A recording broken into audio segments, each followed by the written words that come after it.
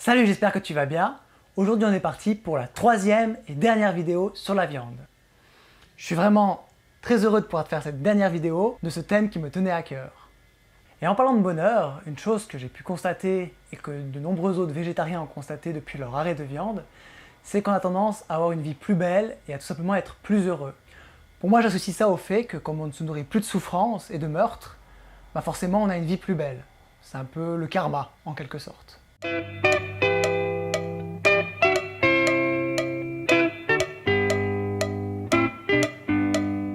On a d'abord abordé le fait qu'on n'était pas prévu pour consommer de la viande, qu'on n'avait pas le matériel pour ça. On a aussi vu qu'au niveau éthique, ce n'était pas correct de manger de la viande, c'était une démarche très égoïste, que ce soit au point de vue écologique, au point de vue de la famine dans le monde ou de la souffrance animale. Et dans cette troisième vidéo, on va vraiment aborder le thème de la santé et voir tout l'impact qu'a sur notre corps la consommation de viande.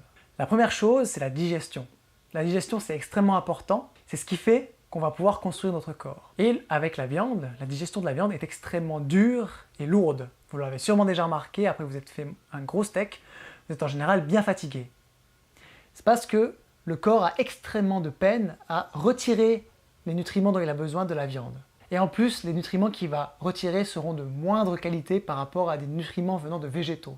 Pour donner un exemple, consommer de la viande, c'est un peu comme vouloir construire une maison avec les débris d'une autre maison. Donc vous allez devoir récupérer ces débris, vous allez devoir détruire cette maison, essayer de récupérer les briques qui seront cassées pour reconstruire votre nouvelle maison. Résultat, ça va vous demander beaucoup plus d'efforts et le résultat sera beaucoup moins solide. Alors qu'avec une alimentation végétale, eh bien on a directement des matériaux propres et neufs pour notre construction. On économise ainsi beaucoup de travail, on a plus d'énergie et on construit quelque chose de très solide. Car oui, si on prend l'exemple des protéines pour la viande, le corps doit d'abord les transformer en acides aminés pour après pouvoir en faire des protéines qu'il utilise pour construire nos muscles et notre corps.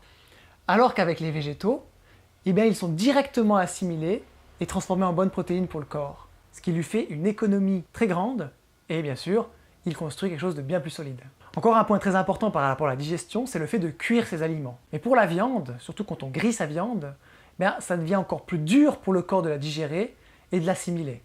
Ça devient même très toxique. Il y a un scientifique qui s'appelle Maillard qui a développé ce qu'on appelle la molécule de Maillard. Je vous invite à regarder sur internet, c'est très intéressant. Et ce que Maillard explique, c'est que quand on va cuire un aliment, ça va générer des molécules de Maillard, donc des particules qui seront toxiques, voire cancérigènes pour le corps. Et dans le cas de la viande, si par exemple on prend 1 kg de bœuf grillé, il y a autant de particules cancéreuses dans ce kilo de bœuf cuit que dans 600 cigarettes que vous auriez fumées. Ça peut paraître dingue, mais c'est réellement la toxicité qu'a 1 kg de bœuf grillé.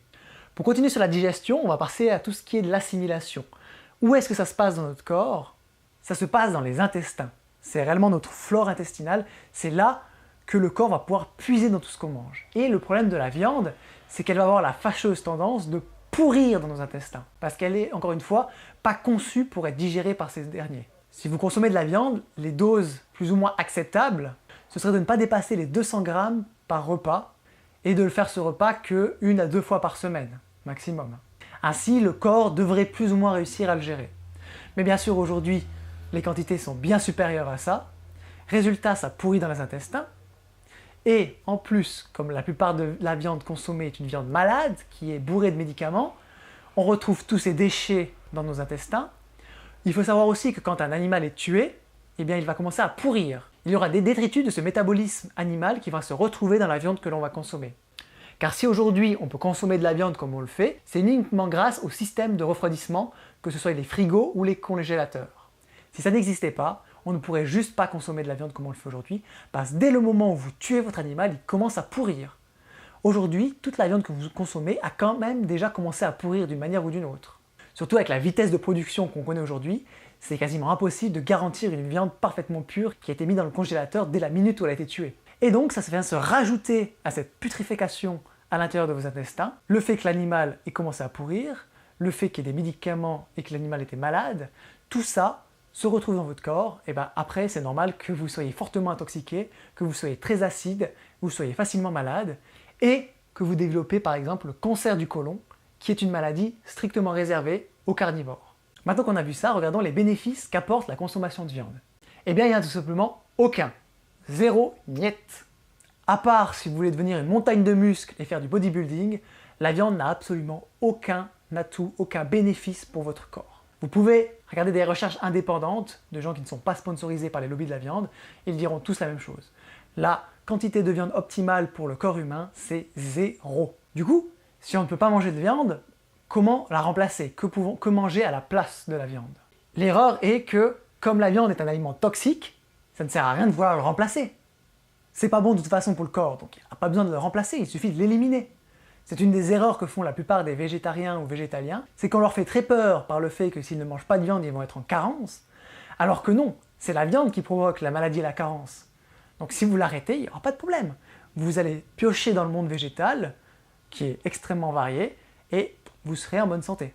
Après, si vous voulez vous faire des petits plaisirs, ou si par exemple vous voulez participer à un barbecue, moi ça m'arrive très souvent en famille, eh bien j'achète des steaks végétales qui sont parfaits, qui ressemblent à s'y prendre à de la viande, et qui passent très bien pour ce genre d'occasion. Bien sûr, c'est quelque chose que je réserve que pour ce genre d'occasion, et non pas un aliment que je mange régulièrement. Pour terminer sur une des grandes peurs du fait de ne pas consommer de viande, c'est le manque de protéines. Alors déjà, on a vu que les protéines animales étaient beaucoup plus dures à assimiler que les protéines végétales, mais en plus de ça, eh bien, dans le monde végétal, il y a beaucoup plus de protéines, elles sont beaucoup plus riches, et il y en a suffisamment assez pour vous apporter tout ce qu'il vous faut. Et il faut savoir aussi qu'on n'a pas vraiment besoin de beaucoup de protéines pour vivre. La preuve, un nourrisson, qui a une période de croissance énorme dans sa vie, eh bien, se nourrit uniquement de lait maternel. Et dans le lait maternel, si on suit la théorie que la protéine nous permet de grandir et de croître, devrait donc être rempli de protéines. Eh bien, dans le lait maternel, il n'y a que 1,2 à 1,8 voire 2% de protéines. Autrement dit, quasiment pas. Donc, pas besoin de tant de protéines que ça. Voilà, j'espère que cette dernière vidéo sur la viande t'aura donné toutes les clés pour une alimentation végétale. Je t'encourage vraiment à passer à l'action et faire au moins l'expérience, pendant un mois, de ne plus toucher de viande ni de poisson. Ainsi, tu seras le meilleur maître pour constater les résultats. Voilà, cette dernière vidéo est terminée. Je te remercie d'avoir regardé. Comme d'habitude, pense à la partager à toutes les personnes qui se posent encore des questions sur l'alimentation carnée. Et surtout, n'oublie pas, reste maître de ta santé. Ce deuxième concept est surtout une sorte de loi, une loi universelle qui régit toutes les espèces sur cette planète. Cette loi dit qu'il faut manger selon ce qui a été prévu pour son espèce. C'est vraiment un point très important, car si tu ne respectes pas, tu vas aller vers la maladie.